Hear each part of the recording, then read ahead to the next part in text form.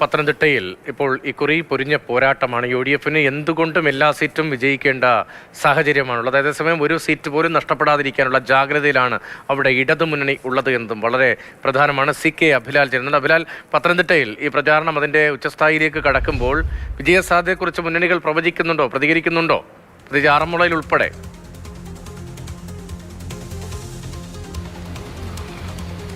ജില്ലയിലെ 5 മണ്ഡലങ്ങളും നിലവിൽ LDFന് അനുകൂലമായി നിൽക്കുകയാണ്. എന്നാൽ ഈ തെരഞ്ഞെടുപ്പിൽ അത്രത്തോളം പ്രതീക്ഷ LDFന്റെ പല കേന്ദ്രങ്ങളിലും വെച്ച് പുലർത്തുന്നില്ല. കാരണം ചില മണ്ഡലങ്ങൾ ഒരുപക്ഷെ UDFന് അനുകൂലമായി മാറാനുള്ള സാധ്യത കണക്കിലെടുക്കുന്നുണ്ട്. അത് വലിയ ആത്മവിശ്വാസം കഴിഞ്ഞ പാർലമെന്റ് തെരഞ്ഞെടുപ്പിലെ വോട്ടിംഗ് നിലയും പിന്നീട് വന്ന തദ്ദേശ സ്വയംഭരണ സ്ഥാപനങ്ങളിലെ വോട്ടിംഗ് നിലയും കണക്കിലെടുക്കുമ്പോൾ എല്ലാ മണ്ഡലങ്ങളിലും UDFന് വോട്ട് ലീഡ് ലഭിച്ച സ്ഥിതിയുണ്ട്. അതോടൊപ്പം തന്നെ സർക്കാരിനെതിരായ ഒരു വികാരമുണ്ട് എന്ന് UDF കണക്കാക്കുന്നു. അതേസമയം അത്തരത്തിലുള്ള നെഗറ്റീവായിട്ടുള്ള കാര്യങ്ങളെയൊക്കെ തന്നെ സർക്കാരിൻ്റെ വികസന നേട്ടങ്ങൾ എണ്ണി പറഞ്ഞുകൊണ്ട് പ്രത്യേകിച്ചും MLA-മാരെ തന്നെ തിരഞ്ഞെടുപ്പ് രംഗത്തേക്ക് ഇറക്കി അതിലൂടെ വിജയം ഉറപ്പിക്കാൻ കഴിയും, സീറ്റുകൾ നിലനിർത്താൻ കഴിയുമെന്നുള്ള വിശ്വാസമാണ് LDF പൊതുവെ വെച്ചു പുലർത്തുന്നത്.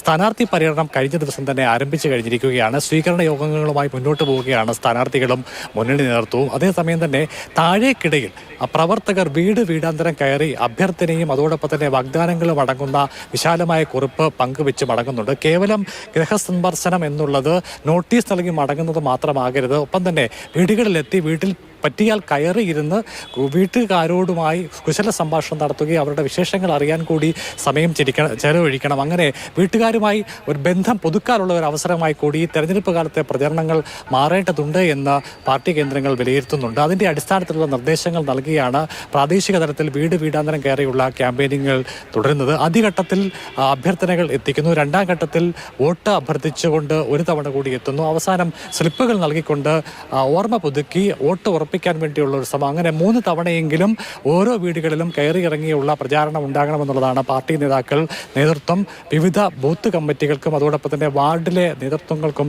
നൽകിയിട്ടുള്ള നിർദ്ദേശം. അതിൻ്റെ അടിസ്ഥാനത്തിലുള്ള പ്രവർത്തനങ്ങൾ തുടങ്ങിക്കഴിഞ്ഞിരിക്കുകയാണ്. 2-3 ദിവസത്തിനുള്ളിൽ തന്നെ രണ്ടാം ഘട്ടത്തിലുള്ള ഭവന സന്ദർശനത്തിലേക്ക് കാര്യങ്ങൾ എത്തും. ഏറ്റവും ഒടുവിൽ തെരഞ്ഞെടുപ്പിന് 2 നാൾ മുൻപെങ്കിലും സ്ലിപ്പുകൾ കൊടുത്തു തീർത്തുകൊണ്ട് എല്ലാ വീടുകളിലും തങ്ങളുടെ സാന്നിധ്യം എത്തിയിട്ടുണ്ട്, അല്ലെങ്കിൽ തങ്ങളുടെ സ്ഥാനാർത്ഥികളുമായി ബന്ധപ്പെട്ട കുറിപ്പുകളും വോട്ടേഴ്സിൻ്റെ ലിസ്റ്റും കൂപ്പണും അടക്കം എത്തിയിട്ടുണ്ട് എന്നുള്ളത് ഉറപ്പാക്കണം എന്നുള്ളതാണ് പൊതുവായ നിർദ്ദേശമായി വന്നിട്ടുള്ളത്. ഓരോ ദിവസവും കഴിഞ്ഞ ദിവസങ്ങളിൽ എടുത്തിട്ടുള്ള തീരുമാനങ്ങൾക്കനുസരിച്ച് പ്രവർത്തനങ്ങൾ എത്രത്തോളം മുന്നോട്ട് പോയിട്ടുണ്ട്, അതല്ലെങ്കിൽ ഏത് മേഖലയിലാണ് വീഴ്ച സംഭവിച്ചിട്ടുള്ളത് എന്നത് ആവർത്തിച്ച് വിലയിരുത്തി പോരായ്മകൾ പരിഹരിച്ച് മുന്നോട്ട് പോവുകയാണ്. പരമാവധി ആളുകളിലേക്ക് നേരിട്ടെത്തുക, വ്യക്തികളായി ഓരോരുത്തരെയും കണ്ട് വോട്ട് അഭ്യർത്ഥിക്കുക, അതിൽ തന്നെയാണ് മുന്നണി നേതൃത്വങ്ങളൊക്കെ തന്നെയും ശ്രദ്ധ കേന്ദ്രീകരിക്കുന്നത്. ശരി, CK അഭിലാലാണ്. ഇപ്പോൾ വീട് കയറിയുള്ള പ്രചാരണത്തിലേക്ക് ഉൾപ്പെടെ പത്തനംതിട്ടയിൽ കാര്യങ്ങൾ കടന്നിട്ടുണ്ട്. കഴിഞ്ഞ തവണത്തെ സാഹചര്യമല്ല, ചിലപ്പോൾ വ്യത്യാസമുണ്ടായേക്കുമെന്ന പ്രതീക്ഷ UDFനുണ്ട്. അതേസമയം ചിലയിടങ്ങളിൽ ടഫ് ഫൈറ്റാണ് എന്ന പ്രതീതി LDF ക്യാമ്പിലുമുണ്ട്. NDAയും ഇപ്പോൾ ആറന്മുളയിൽ ഉൾപ്പെടെ മുന്നേറ്റമുണ്ടാക്കാൻ കഴിയുമെന്ന പ്രതീക്ഷയിലാണ് ഇപ്പോൾ ഉള്ളത്. CK അഭിലാലാണ് വിവരങ്ങൾ പത്തനംതിട്ടയിൽ നിന്ന് നൽകിയത്. കോട്ടയത്ത് നിന്ന് ഷിനോജ് എസ്റ്റിയാണ് നമുക്കിപ്പം ഇപ്പോൾ ചെന്ന്. ഷിനോജ്, ഇപ്പോൾ മന്ത്രി VN വാസവൻ ഉൾപ്പെടെ മത്സരിക്കുന്ന, തിരുവഞ്ചൂർ രാധാകൃഷ്ണൻ ഉൾപ്പെടെ മത്സരിക്കുന്ന കോട്ടയം ജില്ലയിൽ, ചാണ്ടിയുമ്മൻ സജീവമായ കോട്ടയം ജില്ലയിൽ എന്തിക്കുറി സംഭവിക്കും, എന്തായിരിക്കും സംഭവിക്കുക? പാലയിലെ സാഹചര്യം എന്താണ്? അതുകൂടി പ്രത്യേകമായി പാലയും പൂഞ്ഞാറും കൂടി കാണണമല്ലോ.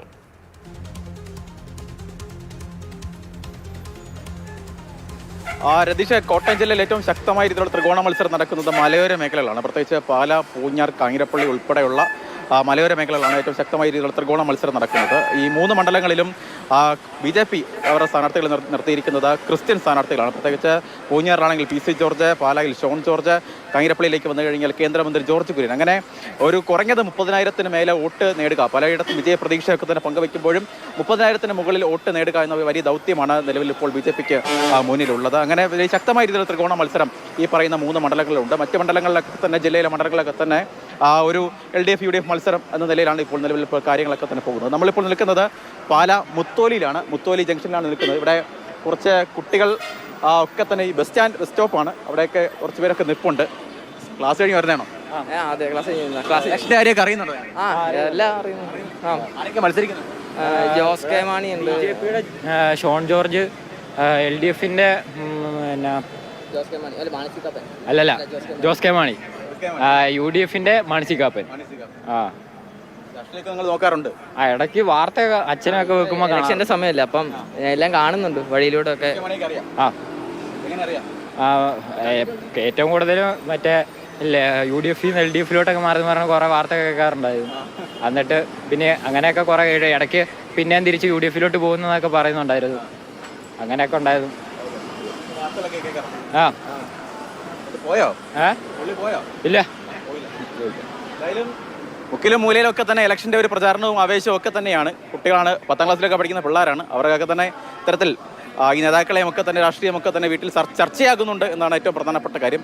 രതീഷ് ചോദിച്ച ചോദ്യത്തിലേക്ക് വന്നു കഴിഞ്ഞാൽ പുതുപ്പള്ളിയിലും കോട്ടയത്തും ഏറ്റുമാനൂരിലൊക്കെ തന്നെ ശക്തമായ രീതിയിൽ LDF UDF മത്സരം നടക്കുന്നുണ്ട്. BJP ശക്തമായ രീതിയിൽ അവരുടെയൊക്കെ തന്നെ ഒരു സജീവ സാന്നിധ്യമായൊക്കെ തന്നെ ഉണ്ട്.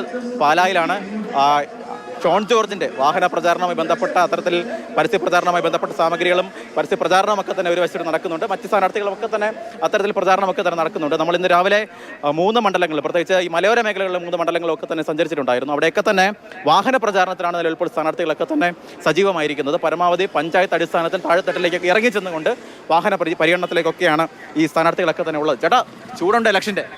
നല്ല ചൂടല്ലേ? 3 പേരും കട്ടയ്ക്ക് ഒരു ഒന്നും പറയാൻ മേലാത്തൊരു രീതിയാണ്. ഇനിയിപ്പം 3-4 ദിവസം കൊണ്ട് കുറച്ച് 3-4 ദിവസം കൂടെ കഴിയുമ്പോൾ ഏറെക്കുറെ ആര് ജയിക്കുമെന്ന് അറിയാൻ പറ്റും. പ്രചാരണം ശക്തമാണ്. പ്രചാരണം 3 പേരും ഭയങ്കര ശക്തമാണ്. നേരത്തെയൊക്കെ LDF UDF മത്സരമായിരുന്നല്ലോ ഇവിടെയൊക്കെ. ഇപ്പം ഷോൺ ജോർജും കൂടെ വന്നു കഴിഞ്ഞപ്പോൾ മത്സരം മാറിപ്പറഞ്ഞു, ടൈറ്റായി. ആർക്ക് വേണം കൊണ്ടുപോകാം, ആർക്ക് വേണമെങ്കിലും കൊണ്ടുപോകാം. അത് തന്നെയാണ്. പാലാ ഇത്തവണ ആർക്ക് വേണമെങ്കിലും കൊണ്ടുപോകാം. ചേട്ടൻ പറഞ്ഞതുപോലെ ആർക്ക് വേണമെങ്കിലും അവിടെ ജയിച്ച് കയറാൻ കഴിയുന്ന ഒരു രാഷ്ട്രീയ സാഹചര്യമുണ്ട്. പ്രത്യേകിച്ച് കഴിഞ്ഞ തെരഞ്ഞെടുപ്പുകളൊക്കെ തന്നെ മാണി, അതുപോലെ തന്നെ മാണി വിരുദ്ധ തമ്മിലുള്ള മത്സരമായിരുന്നു പാലയിൽ ഉണ്ടായിരുന്നെങ്കിൽ ഇത്തവണ അങ്ങനെയല്ല കാര്യങ്ങൾ. മാണി വിരുദ്ധ വോട്ടുകൾ തന്നെ പലതലത്തിൽ ഭിന്നിച്ചു പോകുന്ന ഒരു സാഹചര്യമുണ്ട്. പ്രത്യേകിച്ച് ഷോൺ ജോർജ് കൂടി എത്തുന്നതോടെ നേരത്തെ പൂഞ്ഞാറിൻ്റെ ഭാഗമായിരുന്ന പഞ്ചായത്തുകളൊക്കെ തന്നെ ഇത്തവണ പാലായിലുണ്ട്. ആ ഒരു സാഹചര്യം കൂടി വരുമ്പോൾ ആർക്ക് വേണമെങ്കിലും ഇത്തവണ പാല പിടിച്ചെടുക്കാൻ കഴിയും എന്നതാണ് 3 മുന്നണികളുടെയും ഒക്കെ തന്നെ പ്രതീക്ഷ എന്ന് പറയുന്നത്. അതിനാൽ തന്നെ നിലനിർത്താൻ UDF കോട്ടയത്ത് പലയിടത്തുമുണ്ട്. അത് 3 മണ്ഡലങ്ങളെങ്കിലും ചുരുങ്ങിയതുണ്ട്. ആ സാഹചര്യത്തിൽ പാലയിലൊക്കെ എന്ത് സംഭവിക്കും, പൂഞ്ഞാറിൽ എന്ത് സംഭവിക്കും, കാഞ്ഞിരപ്പള്ളി എന്ത് സംഭവിക്കും എന്നതൊക്കെ വലിയ ആകാംക്ഷയും കൗതുകവുമാണ്.